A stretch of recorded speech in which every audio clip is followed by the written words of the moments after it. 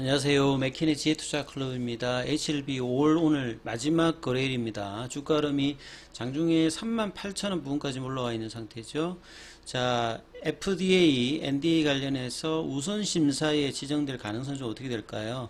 자, 오늘 오전장에 모건스탠리가 16,000주 넘게 일단 순매수 흐름이 이어지고 있습니다. 이 부분 한번 살펴봐 드리도록 하겠습니다. 먼저 차트를 통해서 이 부분 한번 살펴보도록 하겠습니다.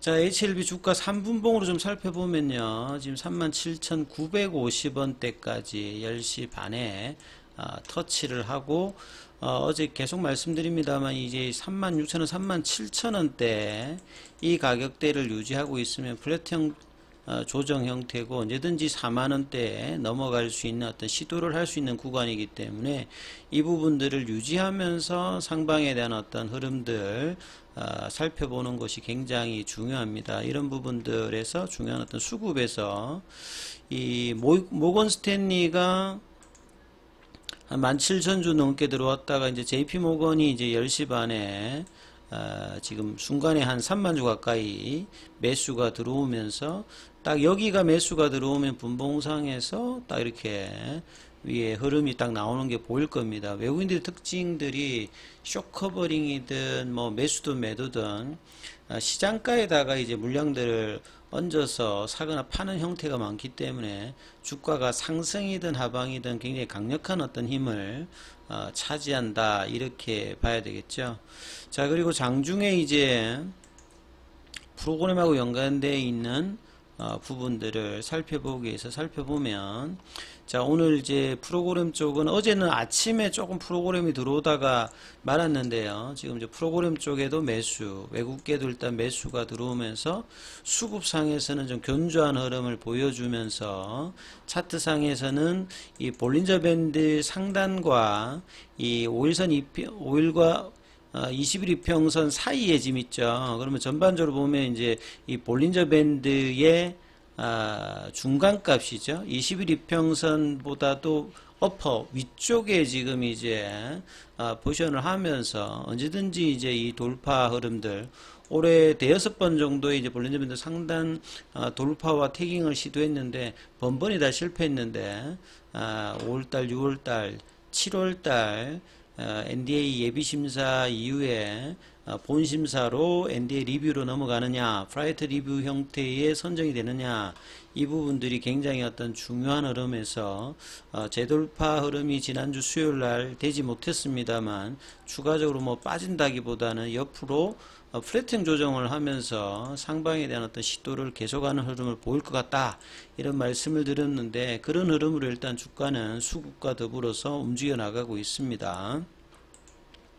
자, 여기에서 이제 질문 주셨던 게 예비심사 어떤 이 부분에 대해서 이제 질문하신 분들 다시 한번 설명을 드리면 NDA 어떤 리뷰와 리뷰 어떤 시간 뭐 이런 부분들을 해외 어떤 자료를 설명을 드리면 이 드럭 스폰서가 이 제출을 하면요. 드럭 스폰서는 이제 엘레바 테라피틱스라고 보시면 되겠죠. 여기에서 100% 지분을 가지고 있는 HLB가 여기 이제 연동이 된다 보시면 되겠고, 여기 보면 이제 60일이라고 딱 돼 있지 않습니까?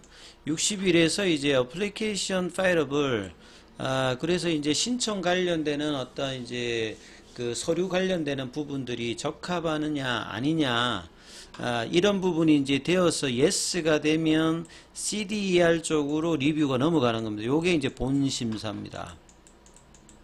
그래서 예비심사 승인을 이 2달 가까이 하게 되면 이제 5월달 이제 중순에 넣었기 때문에 7월 이제 중순에 이게 결정이 되고 그 다음에 한 2주 상간으로 이 최종적인 어떤 부분 우선심사까지 나오는데 여기에서 만약에 신청했던 저 서류라든지 이런 부분들이 FDA 양식이 있습니다. 그 양식에 RFA를 이제 받게 되면 이제 리프스트 파일 레터, 그러니까 뭔가 이제 적합한 어떤 양식 관련되는 부분이 좀 미흡하다 이렇게 하면 이제 요 레터가 그 드럭 스폰서 엘레바 테라피틱스로 가게 되면 또 이제 일정이 되는데 요 부분들이 이제 첫 번째 넘어가야 될 또 허들이죠. 그래서 이 부분이 문제 없는가? 그래서 이제 잘 넘어갈 수 있는 어떤 결과들은 7월달 중순 이후에 엘러바 테라피틱스 형태로 알 수가 있겠죠. 이게 넘어갔다 이렇게 아니었는지. 그래서 뭐 준비를 철저히 했기 때문에 무리 없이 본심사로 넘어갈 것을 어떤 기대해 봅니다. 그리고 프라이어티 이제 리뷰 관련되는 부분에서 해외 자료에서 제가 한번 살펴봐 드리면 이 프라이어티 리뷰 기간 동안에 FDA가 뭐 프라이어티 리뷰하고 이제 스탠다드 리뷰하고 차이점은 뭐냐면 FDA가 이제 테이크 액션 어떤 액션을 한다는 거죠. 새로운 이제 NDA 이제 신청을 하게 되면 6months라고 되어 있습니다. 6개월 이내에 NDA 관련되는 부분들을 이제 테이크 액션 한다는 거죠. 그러면 상대적으로 비교합니다. 스탠다드 리뷰 하에서는 10개월 정도 걸렸던 것에 비해서 6개월 이내로 4개월 정도를 이제 심사 결정을 단축시키는 거죠. FDA 같은 경우는 보통 이제 신약에 허가된 부분의 한 70%는 프라이어티 리뷰 형태로 허가를 받았습니다. 통계적으로 보면. 그리고 이제 이런 어떤 이제 약물들 같은 경우에는 higher priority, 좀 더 높은 이제 우선순위를 받아들이게 됩니다. 그러니까 왜 이제 프라이어티 리뷰로 선정되느냐 하면 이유가 있겠죠. 그래서 그것들은 significantly, 그 아주 이제 명확하게 improved treatment, 그러니까 치료의 어떤 부분들을 향상시키는 거. 요런 부분들은 사실 이제 OS 그 임상 데이터를 통해서 이런 부분을 알 수 있죠. 우리가 이제 뭐 간세포암 관련되는 부분에서 OS가 20개월 넘은 거는 없었다 했지 않습니까? 그래서 기존의 어떤 치료 어떤 데이터를 높였던 부분들, 그 다음에 다이그노시스 같은 경우는 뭐 진단 관련되는 부분,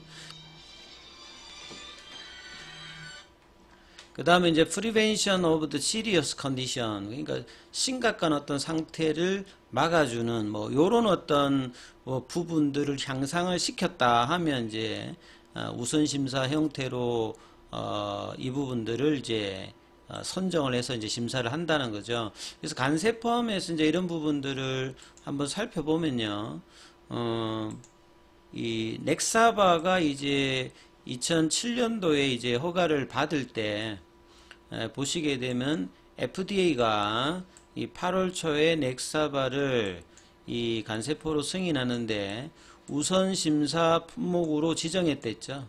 그러니까 간세포암 같은 경우에는 일단 이제 허가받은 1차 치료제든 2차 치료제든 약물 자체가 이렇게 굉장히 제한적이기 때문에 뭔가 임상에서 어떤 기대감을 가진다든지 데이터를 가지면 거의 대부분 우선심사 품목으로 지정을 해줬습니다. 그리고 이제 바이엘의 넥사바 이후에 넥사바가 이제 특허 만료가 되면서 연결해서 이제 2차 치료제로 개발했던 게 스티바가거든요. 스티바가 같은 경우에도 우선심사 대상 지정을 해줬습니다. 그래서 이렇게 이제 연결을 해가지고 OS 값을 늘리는 어떤 형태로 했을 때도 FDA가 우선심사 대상으로 Priority Review Designation을 해줬다. 이게 이제 2017년도에 나와 있는 부분이고요. 그 다음에 이제 2차 치료제, 보통 이제 면역관문 억제제 관련되는 부분에서 키트루다하고 옵디보가 1차 치료제로 시도를 많이 했습니다만 1차 치료제에서 실패했는데 2차 치료제로 되어 있습니다만 여기에도 FDA로부터 우선 심사 대상으로 지정되어서 진행이 했죠. 그 다음에 키트루다 같은 경우에도 프라이어티 리뷰 같은 거를 부여해서 FDA가 이렇게 그만큼 이제 간세포암 관련해서 기대감이 있는 어떤 약물들 같은 경우에는 이런 형태로 진행되어 있죠. 그리고 이제 작년에 아스트라제네카의 임핀지와 트레멜리무만 같은 경우에도 스트라이드 관련되는 부분이 우선 심사 대상으로 지정받아서 결과적으로 이제 작년도에 이제 승인을 받았습니다. 이 그만큼 이제 간세포암 관련되는 부분에서 약물에서 임상 데이터라든지 앞서 이제 세 가지 요건을 했습니다만 우선 심사로 지정이 된다라고 하면 앞서 말씀드렸습니다. 최종 허가되었던 부분의 거의 70%가 우선 심사 대상 지상의 약물들입니다. 특히나 이제 간세포암 같은 경우에는 치료 효능 자체가 굉장히 조금 없기 때문에 HLB의 리보세라닌 같은 경우에도 이번에 이제 캄넬리 주만과 더불어서 우선심사 대상 지장의 어떤 가능성에 대한 부분들은 뭐 낮지 않다 이렇게 보여집니다. 그래서 7월 달에 어떤 재료 부분이 있는 상태에서 주가가 이렇게 밑으로 내려가기보다는 윗단으로 올라가서 이 장기 어떤 이제 바닥을 확인하면서 이 올라갈 가능성이 좀 높아 보이는데, 그래서 뭐 상반기 내에 사실 이제 이 돌파 흐름이 나왔고 좀 더 윗단에서 4만원대, 5만원대 박스권에서 하면서 이제